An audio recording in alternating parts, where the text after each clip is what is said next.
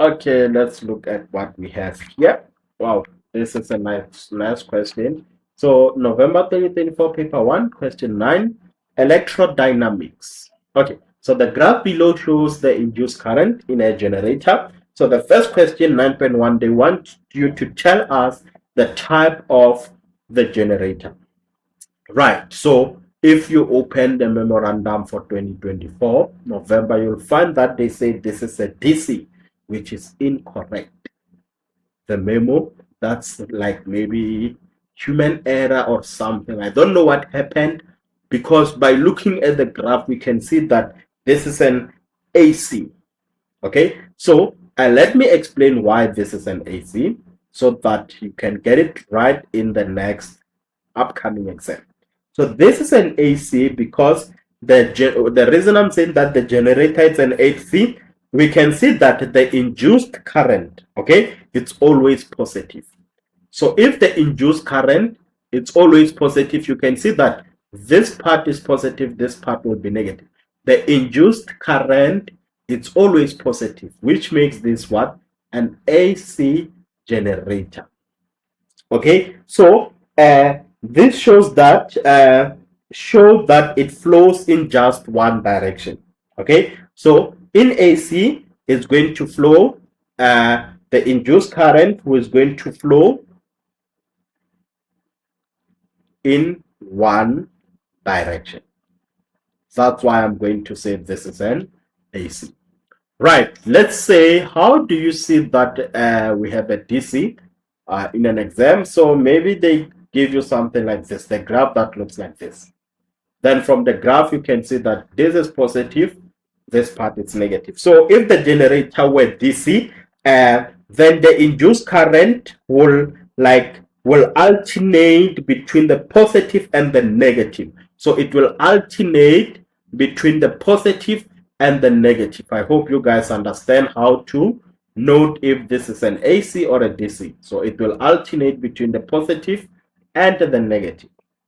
And that's it for that question. So now we said that state the energy conversion that takes place in this generator. Right.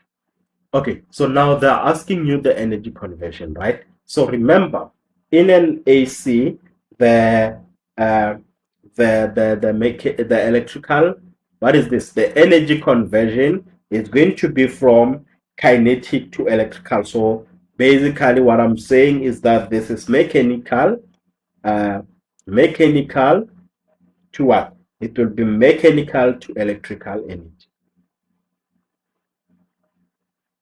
Right.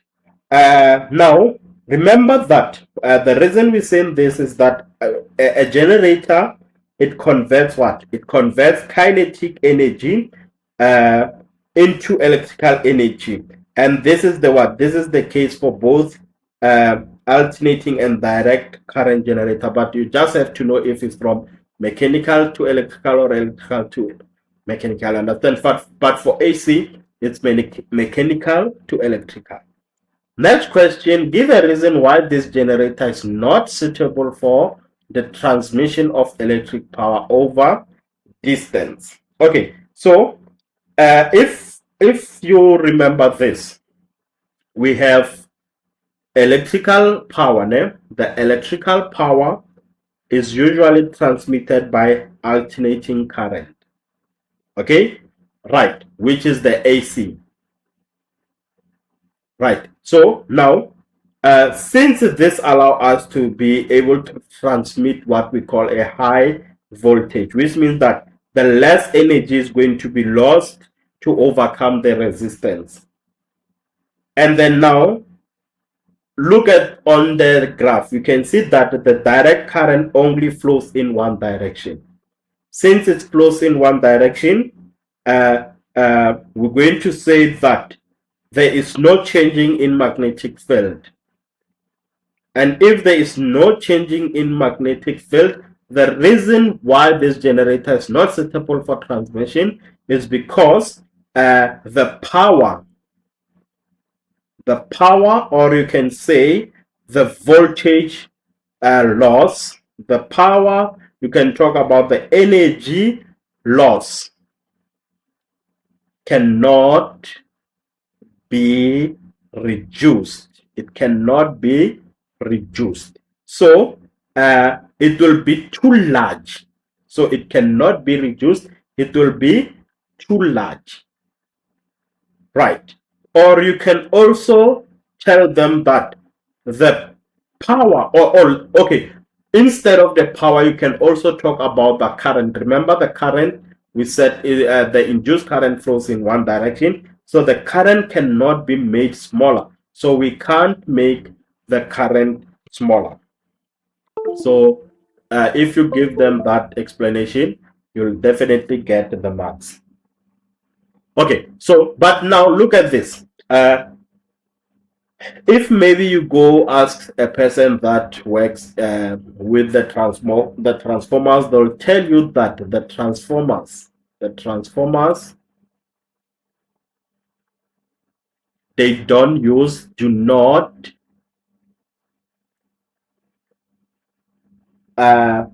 do not use what? They do not use the AC. They do not use the AC, or we can say they cannot be stepped up or down. They cannot be stepped up or down. And that's the answer. Okay, calculate the frequency at which the coil rotates in this generator. And the frequency, to find the frequency, we use the formula that says we're going to take the number of waves, or you can say cycles, divide by time. So how many waves do we have here? So remember, a complete wave is going to start from this point and then up to that point. So that's a complete wave. So this is my first wave and this is my second wave. How many are they? Two of them. So to calculate the frequency, we say the number of waves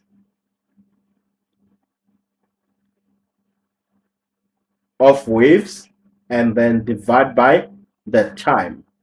The number of means how many waves do we have? Two of them. And what is the time that it took for this both to complete, which is 0.04. And then you just have to punch that on the calculator and see what you get.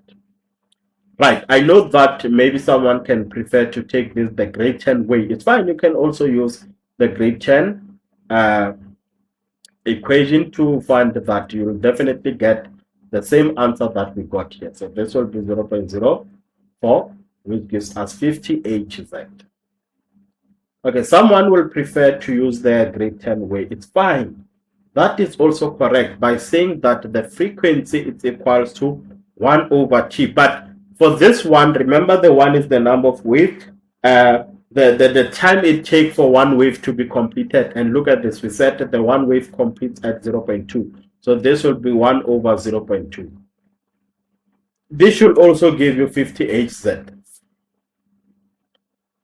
Calculate the root mean. Oh, define the term root square mean current, RMS. The root square mean current. So they want you to define that. You can definitely get the definition on your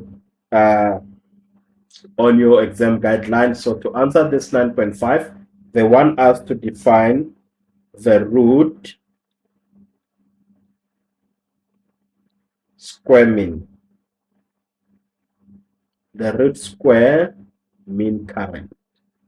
So this is the alternating current that dissipates the same amount of energy. Okay. Alternating is the alternating current that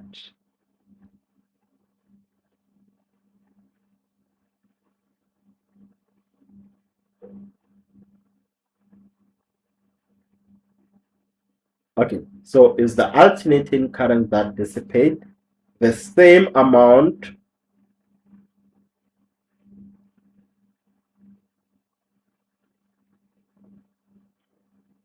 of energy.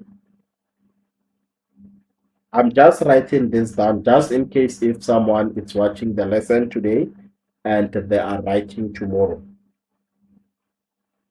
So you can just pause the lesson, try to cram the definition now.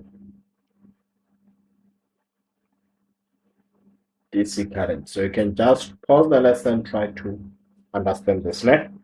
Okay, so the RMS current is the alternating current which dissipate, or you can say it produce the same amount of energy as the equivalent direct current. So this is the official definition that you need to put on your that answer sheet that you'll be given tomorrow or whatever when you are writing your exam net. Calculate the root. Okay, calculate the root square mean current delivered by the generator. You'll definitely find the formula at the back of your calculator. Or your please don't put formulas at the back of the calculator. They don't allow anything, but because they'll give you the formulas. So they want us to find this current here. I'm just gonna highlight that. They want us to find this. So how can we calculate that? I'm just gonna rewrite my formula down and I'll take it from there. So let me go back up. I'm going to answer 9.5 here. So 9.5 want us to find the root mean square current. The root mean square current, which is the I RMS, it's equals to the I max over the root 2. And this is 3 marks, right? So by writing down, already you have a mark for that formula, okay? So now, the maximum current, the I max is the maximum current, and you can just read that from the graph, and then we can use this equation to calculate. Simple. The maximum one, which is 1.2. So this will be 1.2 divided by the root 2. Then we punch that on the calculator. We get the RMX. The current, your answer should be in amperes, right? So I'm going to take the 1.2, divide that by root 2.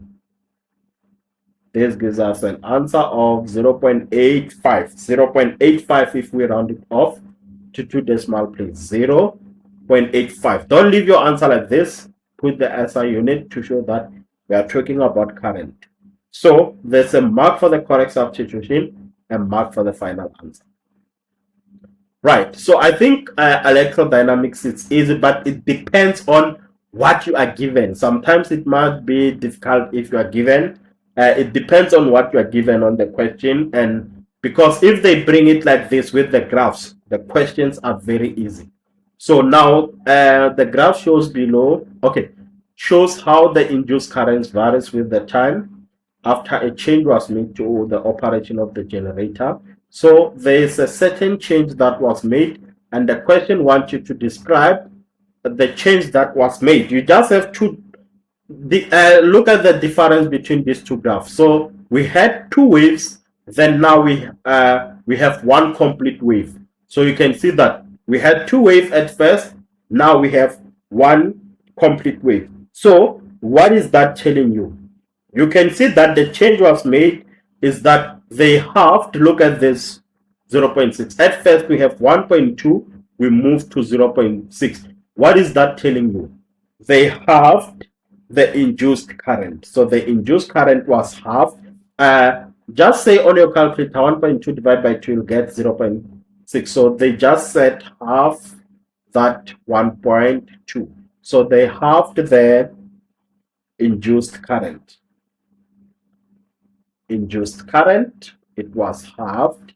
And then the next one, maybe you can also talk about the how will this affect the graph. If you have the induced current, this is going to affect the period for each rotation. So the period increased from 0.2 to 0.4. So to complete 1 wave, at first it was 0.2. But now that the induced current is halved, this increased the rotation. So this tells you that it will take 0.04 seconds for the wave to be complete. You understand? So you need to be specific and tell them what you see on the graph. So the speed of the rotation is halved, and then the frequency was halved, or you can say the period was doubled. Okay, So they halved the induced currents, the speed of the rotation was halved. Simple.